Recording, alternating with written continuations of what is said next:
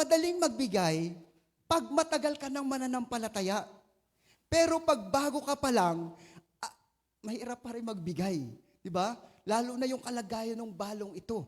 Talagang, pag tiningnan natin, hindi si Yahweh ang Diyos niya. Diba? Napansin nyo ba? Sabi niya kasi, alam ni Yahweh na iyong Diyos. Para bang ganito, alam ni Yahweh yung problema ko, na Diyos mo. Pero hindi ko yung Diyos eh. Para bang gano'n yung sinasabi ng babae. Diba? Minsan pag hindi natin kilala ang Diyos talaga, pag bago pa lang tayo, parang ang hirap magbigay sa Kanya. Lalo na kung wala ka pa masyadong relasyon sa Diyos. Pero, makikita po natin dito na yung ginawa ng babae, yan. Kasi po sa buhay natin, madaling magbigay kapag ayos ang lahat. Sabi ko kanina, pag marami tayong hawak na pera, pero iba, pag wala ka ng pera. Diba? Pag said ka na, mahirap magbigay kapag konti lang yung hawak mo. Mahirap nang ibigay yun. Tapos, di pa siya sigurado. Diba? Wala pang kasigurado. Ano kaya, pag binigyan ko kaya to, may kakainin pa kaya ako ulit. Diba? Misa ganyan eh. Kasi last na yun eh. Huli na yun. Kaya nga, dito makikita natin, pag pinag-aralan natin, bakit nagbigay yung balong ito kahit iba ang Diyos niya at nasa gipit siyang kalagayan. Alam niyo po, may kaugnayan to dito sa panlima natin. Diba? Makikita natin dito na nagbigay siya dahil nagtiwala siya sa salita ng Diyos. Doon sa ipinasabi ng Diyos kay Elias, nagtiwala siya sa Diyos. Diba? Mahirap pag wala kang hinahawakan na salita ng Diyos. Diba? Kaya nga dito pag tiningnan natin, papaano kung hindi nagtiwala itong babaeng ito doon sa salita ng Diyos na ipinasabi kay Elias? Ano kaya yung pwedeng mangyari? Tinatanong ba natin, kung hindi kaya nagtiwala yung babae, hindi siya nagbigay, ano yung pwedeng mangyari? Diba? Pwede siyang mamatay. Kasi last na yun eh. Pero dahil nagtiwala siya kahit konting-konti na lang yung kanyang hawak, kahit said na, diba? Nagtiwala siya doon sa salita ng Diyos. Alam niyo po, sabi ko nga sa pagbibigay, minsan, yung kinakanta natin na mabuti ang Diyos, kwento lang yan pag hindi natin naranasan. Diba? Ay, mabuti pa yung kapatid natin, mabuti ang Diyos sa buhay niya kasi nakita ko yung nagumanda yung buhay niya. Pag hindi mo talaga naranasan, kwento lang yan sa atin. Pero pag ikaw talaga ang nakaranas, masasabi mong mabuti talaga ang Diyos. Diba? Alam niyo po, ito, gusto ko lang balikan yung nangyari sa amin noon patungkol sa pagbibigay. Kasi po, nung yung anak ko kasi nga ang anak namin ay 6. Yan. Pero malalaki na po sila kasi yung aking bunso ay 13 years old na. Yan. Kasi nga, hindi na namin sinundan kasi nag-control na nga eh. Tama na yan. Una po, hindi pa ako pastor nung panahon na yon. Yung anak ko ay gagraduate ng high school. Gusto ko, pagdating niya ng college, ang hinihingi ko, Lord, dagdagan mo yung aking income. Kasi pag college, malaki ang gastusin. Diba? Mayroon kaming lote na natatanaw doon sa kabilang gilid namin. Sabi ko, Lord, bigay mo na lang sa akin yung lote na yon. Kasi inaalok yun sa amin dati, hindi ko mabili. Wala kaming pera. Lumipas ang ilang taon, mas nagmahal. Kasi nung inaalok sa amin, yung mga anak ko, parang elementary pala, ilang taon na lumipas. Tapos, nabili na nung iba.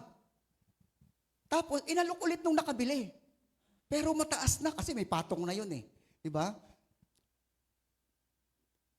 Sabi ko, Lord, gusto ko magkaroon kami ng dagdag na income. Gusto ko magkaroon ng alagang baboy dyan sa lugar na yan. Lord, bigay mo na sa akin yung lote na yan. Tapos, nung kami ay, kasi dati noon, kasali pa kami sa card. Ayun. Sige, ako na. Ginaganahan kasi ako magsalita pag ano eh. Yan. Kasi kanina, nakadalawang palit na ako ng tubig eh. Sabi ko, bakit Lord ganito? Sabi ko, tapos nagkape pa ako, mas lalong lumakas yung kaba ko. Lalong lumakas yung kaba ko. Dati, konti-konti lang eh. Nung nakapagkape, lalong lumakas yung kaba ko eh. Alam niyo po, sabi ko nga, Lord, ibigay mo na sa amin yung lote na yon. At dumating yung time na binebenta nga. Alam niyo po, nag-loan kami sa card. Sino ba yung kasali sa card dito? Wala siguro, no? Hindi kasi uso dito yun eh. Ay, uso rin. Sige, uso to yun. Akala ko sa amin lang uso yun eh. Nakikiuso rin pala yung mga taga dito sa syudad. Yeah, may card bank kasi doon. Nag-loan kami. Ang niloan ng miss ko siguro basta mga kulang 5,000. Mga ano siguro yon. Nung nag-loan kami siguro mga Miyerkules, Huwebes. Tapos nung linggo, nagsimba kami. Yan, simba kami, di okay lang, simba kami. Pag uwi, sabi ko sa misis ko, kain na tayo. Di nagsandok na siya. Yan, wala tayo ulam. Ba't wala tayo ulam? Ikalulun mo lang. Sabi ko ganon. Binigay ko doon sa simbahan eh. Pambihira ka naman, sabi ko. Hindi ka man lang nagtira kahit pang sardinas? Kahit sardinas lang, hindi ka nagtira. Eh, binigay ko doon eh. Bakit mo naman binigay lahat? Sabi niya, naniniwala kasi ako, mabibili natin yung lote na yon. Alam niyo po, sabi ko, ang taas ng presyo. Pero nabili namin. Sabi ko, ibang klase ang Diyos. Diba? Talagang, pag nagtiwala ka doon sa kanyang salita, mayroon talagang gagawin ang Diyos. Pag hindi ka nagtiwala, pag narinig mo lang, nabasa mo lang, tapos hindi mo naman ginawa, kwento lang yan sa'yo. Pero pag ginawa mo yung pagbibigay, mayroon kang, sa amin po sa amin naranasan ko talaga yan eh. Kasi baka doon sa iba, kwento pa lang. Gusto nyo maranasan? Kaya nga ang biro sa amin doon nung kapitbahay namin, ay, wag mong bibiruin niya ang misis ni Felix na ibenta mo yung lote mo, baka i-pray over niya yan. Mapunta yan sa inyo. Baka i-pray over niya. Ay, nako, sabi niya. Kasi pinagpe-pray talaga namin yon. Pero ang nakita ko po dito, basta't nanghawa ka doon sa salita ng Diyos. Diba? Pag pinanghawakan mo yung salita ng Diyos, Lord, sinabi mo eh. Sinabi mo to eh. Kaya, hindi magiging kwento sa'yo. Alam niyo po, sabi ko, masarap magtiwala sa Diyos. Diba? Masarap magtiwala doon sa kanyang salita. Kasi malalaman mo, totoo pala. Totoo ka pala, Lord. Diba? Kasi nga mayroon kang pinanghahawakan na salita niya. At pag pinanghawakan mo yun, sabi po may nagsabi sa akin, ang hindi kayang tanggihan ng Diyos na salita ay yung sinabi niya. Diba? Pag sinabi niya yan, gagawin niya talaga yan. Diba? Kaya nga nung may sinabi yung si Elias dito sa balong ito, pinanghawakan niya. At nung isinagawa niya, diba? Nangyari. Yung sinabi ng Diyos sa kanya. Sabi ko nga, gusto ko pang magkwento ng marami. Kasi kung sa giving, talagang ranas na ranas namin niya. Kasi, kumbaga, nagsimula kami nung ako ay, panadero po kasi kami. Yung aking kasamang panadero, yung pastor namin din ngayon, si Pastor James, kung may nakakilala sa kanya. Talagang nagsimula sa Pero alam niyo po, talagang pinagpipray ko talaga na, Lord, baguhin mo yung buhay ko. Talagang hindi siya nagpapabaya. Diba? Alam niyo po, natutuwa ako sa Panginoon kasi nag-pandemic, nakulong kami doon sa Mansalay. Hindi kami makalabas ilang taon. Tapos nung pinayagan na, sabi ko, bulok na yung bubong natin. Ang hinihingi ko talaga sa Lord, Lord, palitan mo yung bubong namin. palitan mo yung bubong namin kasi nakita ko yung mga anay, may mga daanan ng anay. Sabi ko, Lord, luma na itong bubong namin, palitan mo naman, Lord. Alam niyo po, nagkaroon ng bagyong Ursula. Kasi nakakatanda ng bagyong Ursula. Yung bubong namin lahat, tinanggal niya. Sabi ko, Lord, bakit ganito? Ang sabi ko, palitan mo yung bubong namin eh.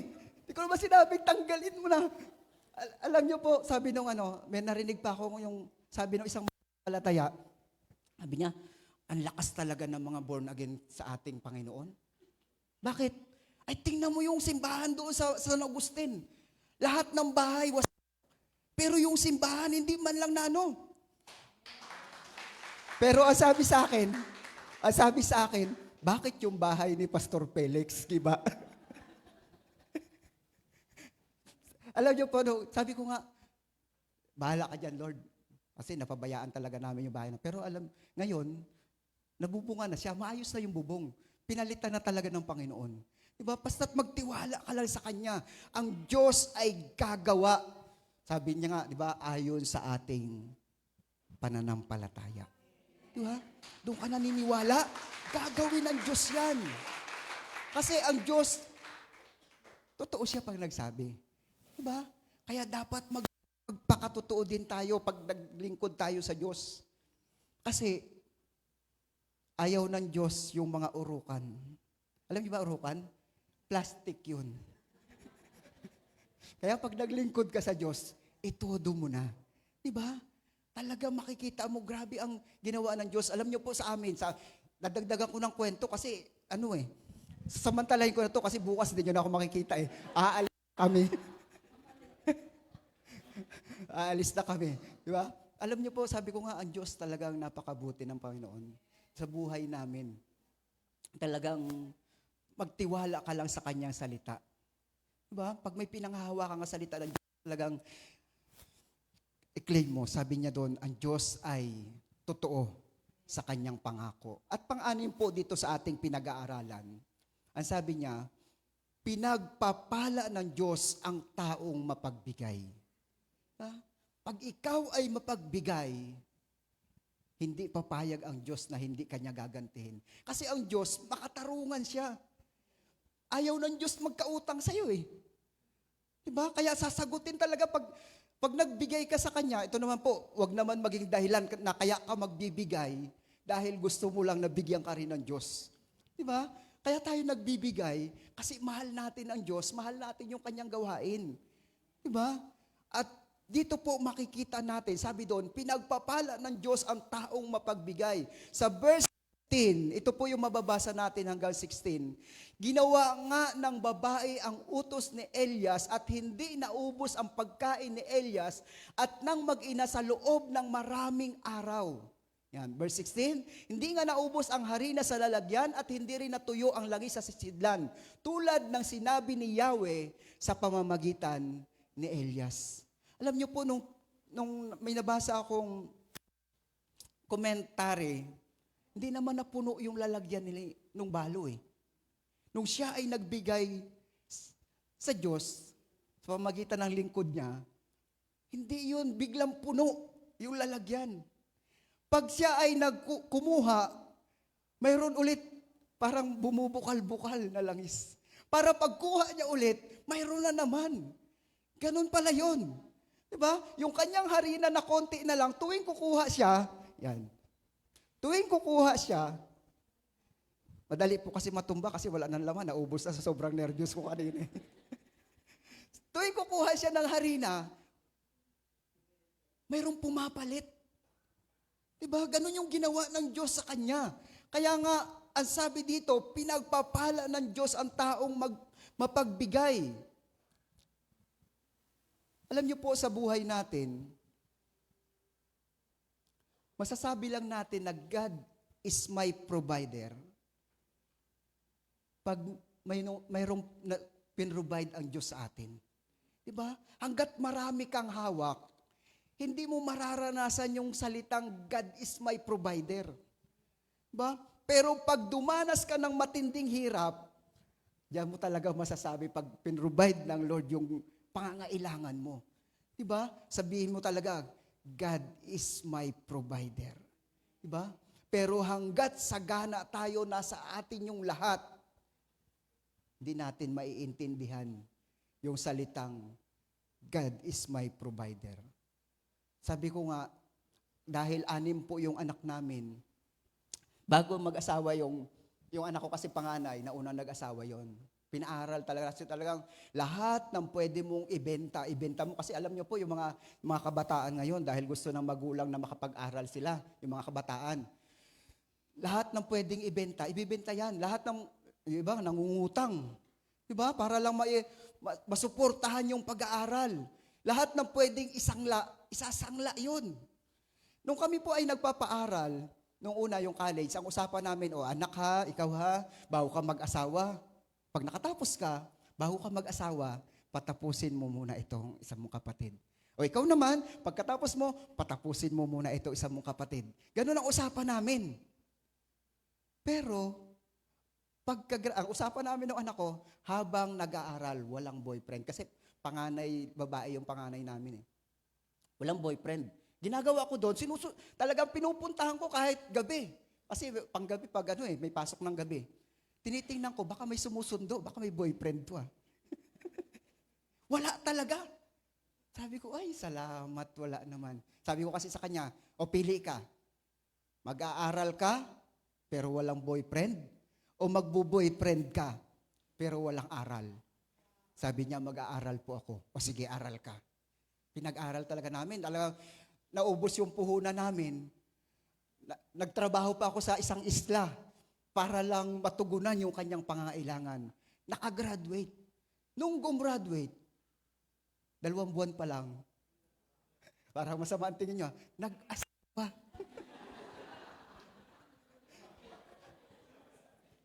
Sumunod naman siya sa usapan namin eh. Habang nag-aaral, walang asawa, walang boyfriend.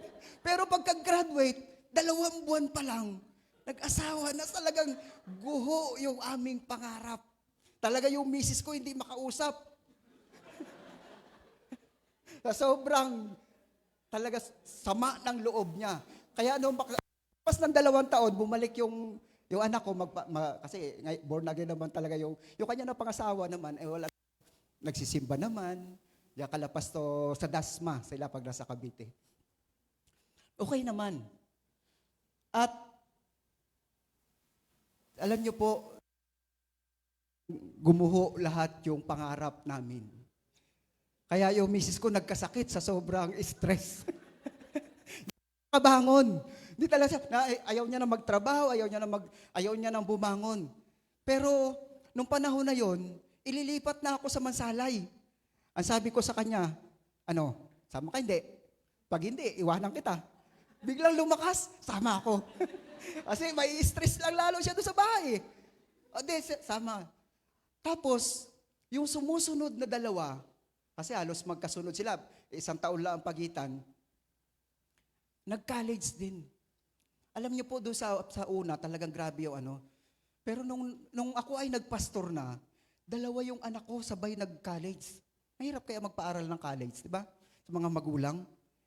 Pero hindi ko na naranasan na sumakit yung ulo ko na paano ang panggastos nito, saan ako kukuha. Hindi, nakagraduate sila. Wala akong masyadong stress. 2 yun nagsabay. Isang HRM, saka isang DevCom yata.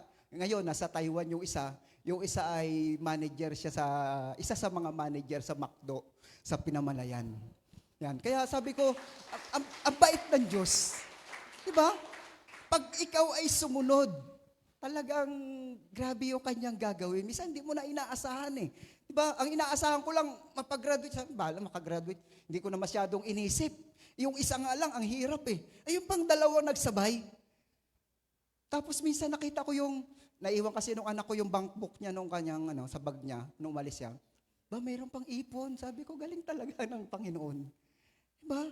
Kaya nga, napakahalaga na magtiwala tayo doon sa Diyos. Pinagpapala ng Diyos ang taong mapagbigay. Diba? Kaya nga dito makikita natin, Nung bago pa lang po kami sa Mansalay, talaga nag-a-adjust kami sa lugar namin noon. Walang trabaho. Doon po sa Mansalay, mas mahal ang isda kaysa sa San Jose. Yan. Kasi yung isda doon sa Mansalay, sa San Jose kinukuha yung iba. Ano pa kaya mahal. Minsan, sabi ko, yung God will provide nga eh. Sabi ng misis ko nung una kami doon, gusto kong kumain ng malaking isda. Kasi sanay ko, kasi sa taga-ano kasi yung taga-Palawan eh. Pag sa Palawan, yung isda, yun yung kanin nila. Yung kanin, konti lang. Yung isda ang marami. Pagdating namin sa Mansalay, gusto niya kumain naman lang. Sabi ko, pambihira ka naman. Maliit nga na isda, wala tayong pambili. Gusto mo pa, malaki. Sabi ko, mag-pray ka.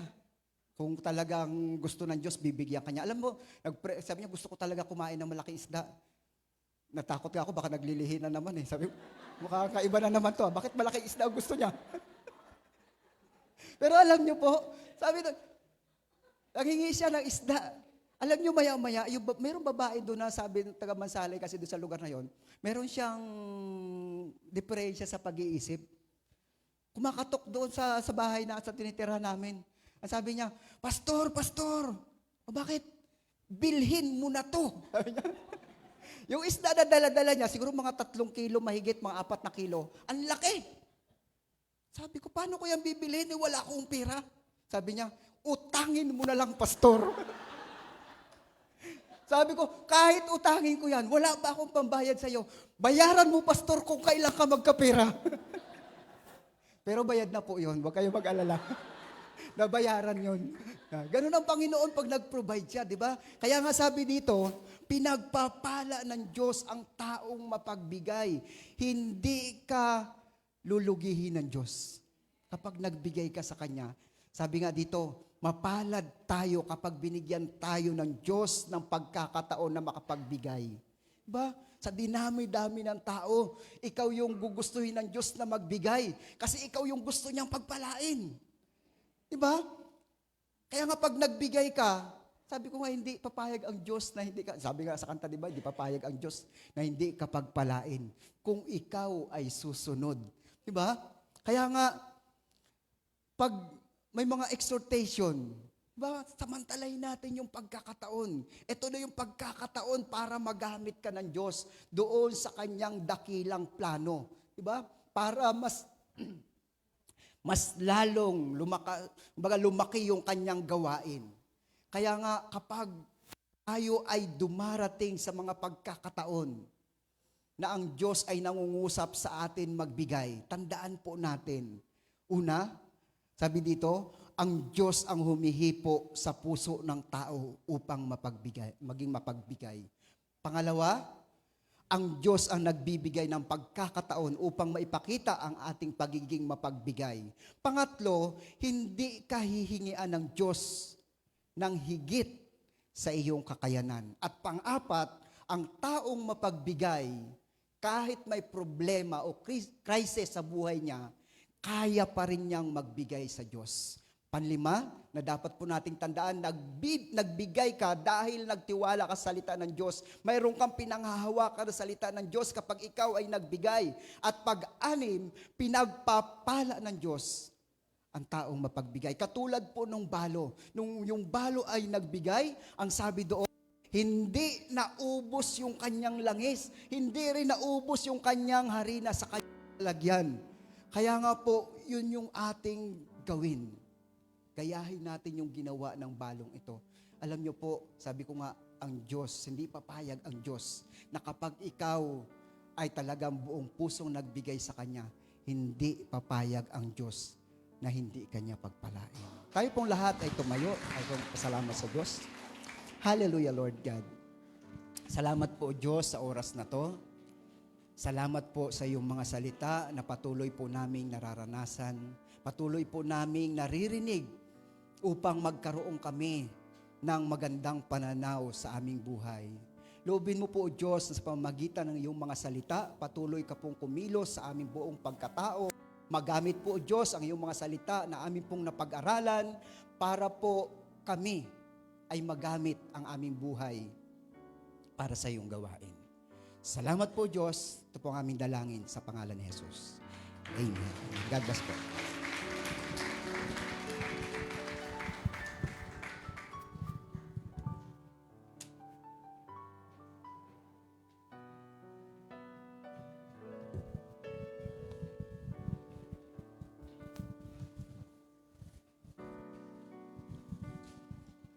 Maraming salamat po, Pastor Felix.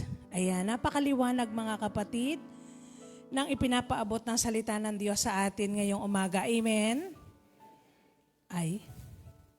Maliwanag po ba mga kapatid ng ating pagbibigay, kahit anong circumstansya pa yan, kapag tayo po ay nagtiwala sa Diyos, mabibigay at mabibigay sa atin ng God kung ano yung lahat ng ating kailangan. And now, magkakaroon po tayo ng ilang announcement. Taas po ang kamay ng lahat ng couples. May meeting po tayo with our President Obama. With our couples president, Brother Louie, later. And taas po ang kamay ng lahat ng youth. May meeting din po tayo with our President, kay Sister Odi. And mga kapatid, patuloy po tayo nag-encourage ng ating pledges para po sa pagpapatayo ng ating building doon po sa Amaya. And magkakaroon po tayo ng table sa likod. Yun po yung ating isi-set up para po sa mga magbibigay ng ating pledge para po makapagpagawa na tayo ng 3 palapag na gusali. Wow. Ganun dapat ang pananampalataya, 3 palapag. Yun. And tatawagin po natin, nagkaroon po tayo ng water baptism nung nakaraan pong araw, April 27. So, ngayon po masasaksihan natin kung paano tinanggap ang ating Panginoon